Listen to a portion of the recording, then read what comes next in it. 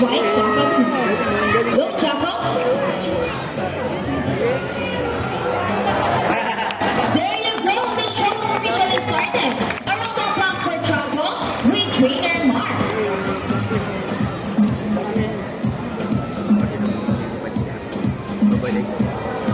Hello, everybody, and welcome to Manila Ocean Park All-Star Bridge Show with me, Trainer Rochelle. So here's an object that I will hide under one of these 3 silver cups. Where do and we found it! A round of applause for Dazzle with Trainer G. Yes, in relationship, there will always be battles.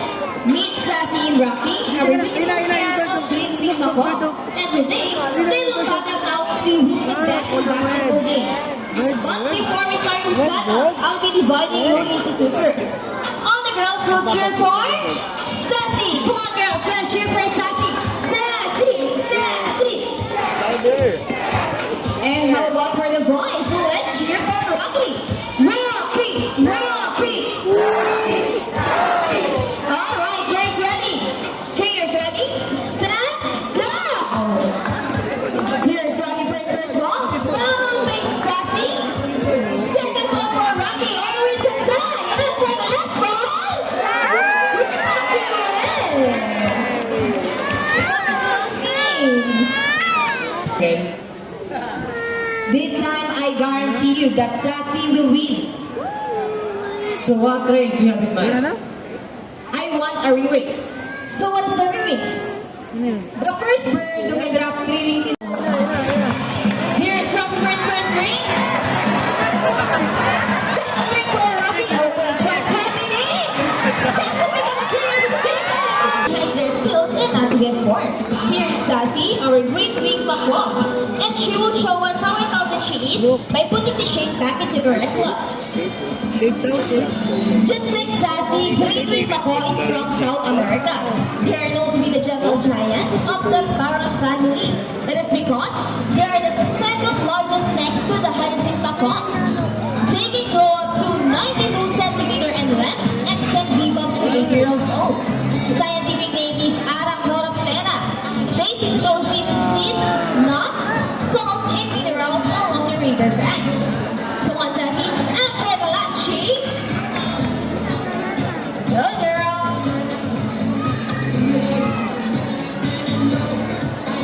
There you go, it's such a fun! A round of applause for Sassy with trainer.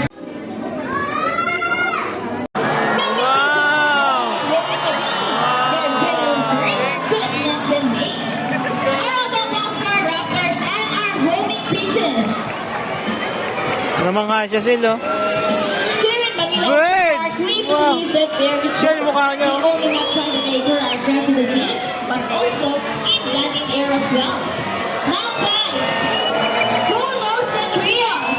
It's Regus, our Philippine Eagle Owl. Here comes Eagle Owl, Sky. These words can be found in the wall.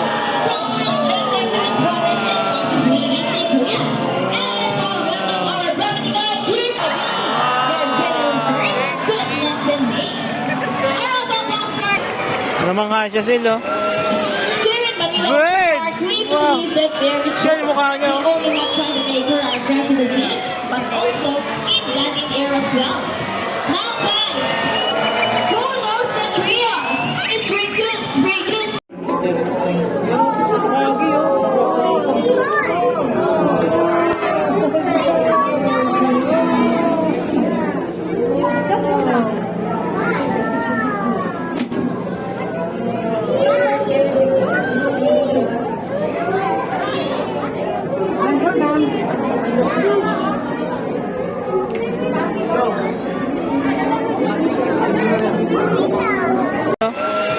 Here in Manila Park, we believe that there is Siya yung mukha niya. not only not trying to make her our presidency, but also in Latin era as well.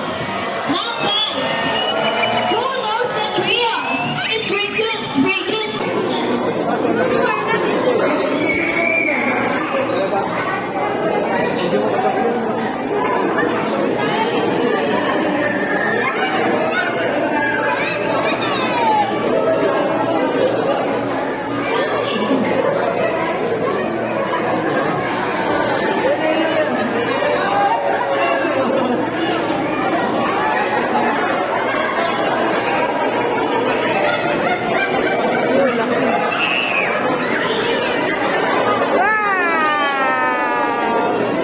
manonood. which can easily scale rocket cliffs. Wow! Surely not rock cliffs.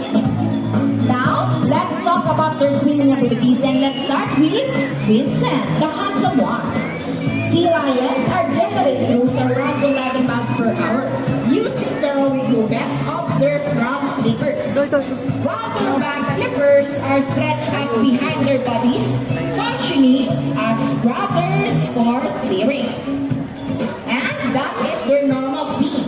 Nice and easy. Thank you so much, Vincent and Trainer JB.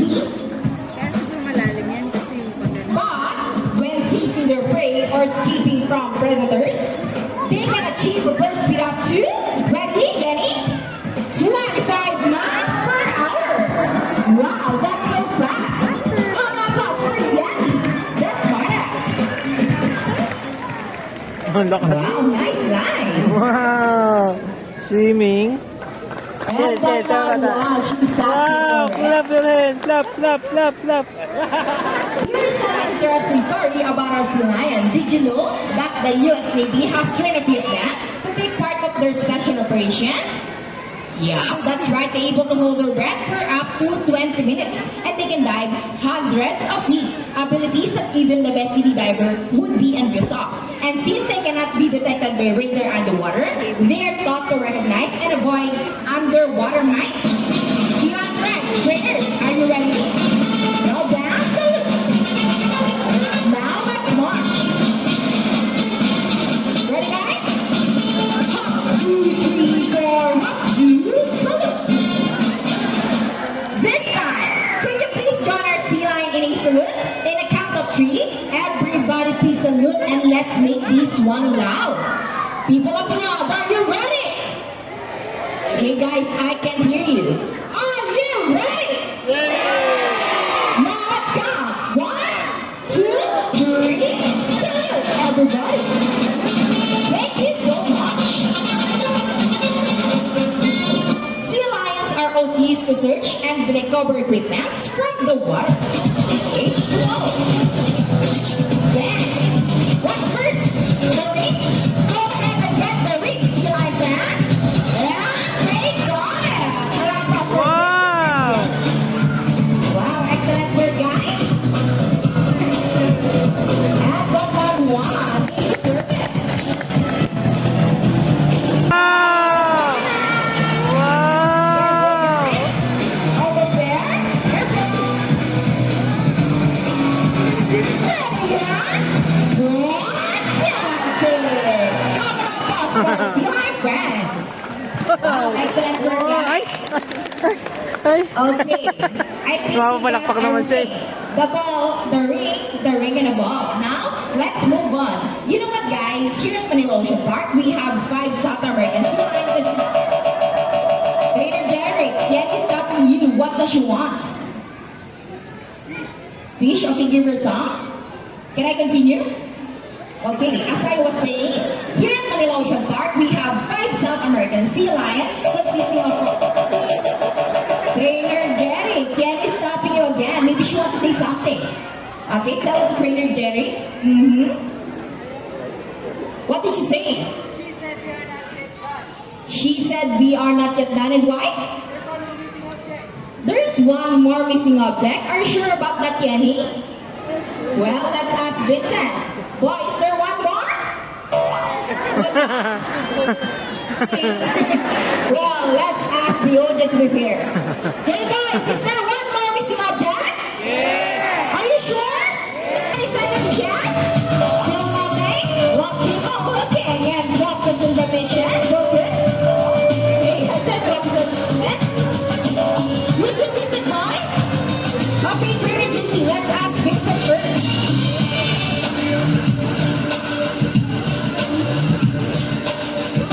Okay, Vincent, is there one more? Wala talaga. Okay, Annie, tell us. What did she say? She found that well proven to us. If Vincent didn't think Annie can find the gun, no? Nga, wala daw. And there she is! She found it! A round applause for Yanni! Mission accomplished!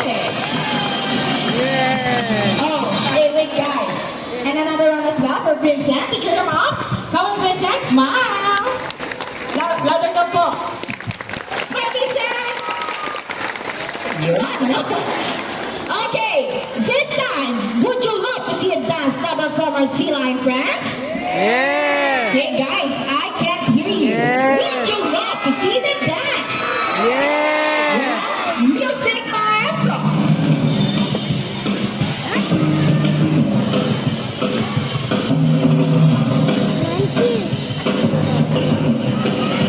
Let's move it. Go up your hands, everybody. Let's go.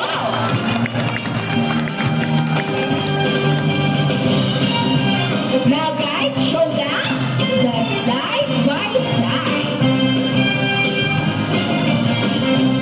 And hopefully we're dancing. Dapat na isa. And into the water. The water ballet. Twist and turn it. Natatawa mo isa. Around the world we go. Round and round. And on the other side, round and round. Nahuli isa. Show them the boogie boogie dance. Boogie boogie, shake shake shake. Bounce with that, bounce bounce bounce. And for our favorite part, the booty shake. Shake goes goodies. Keep on rolling. Okay, guys, okay, Lenny, show them what you got. People in the crowd, grab their camera. Well, this is the best part. Steady, yeah? Arriba. And for the finale, Sikat yan, mapansin yan. steady, yeah? Let's go. I love this first line dance and for the changes for that great dance number. Kiss? Wow, sweet. Thank you, Yanni Vincent, the trainers. Clap. We hope you all enjoyed spending your afternoon here at Aquatica with your newfound friends, South American Sea Lion, Vincent, and Jenny. And we also hope that even after you leave, you will take this experience with you wherever you go. And remember that what we do here on land greatly affects our friends in the sea. Sea lions, like any animals, Ayan. cannot survive in a Tapos tayo trash-filled dito. environments. So let's keep our surroundings clean. Aside from pollution, there are Ayan na, many other malaki threats yan. to their survival all over the world, such as climate change and illegal hunting. You can learn more about this inside our ocean. Ah, hindi nga pala kaya Always niya. keep in mind that Malaki we siya are eh. the steward of our planet and thus, each one of us must do on what we can to protect and conserve all the inhabitants of our Mother Earth, including ourselves.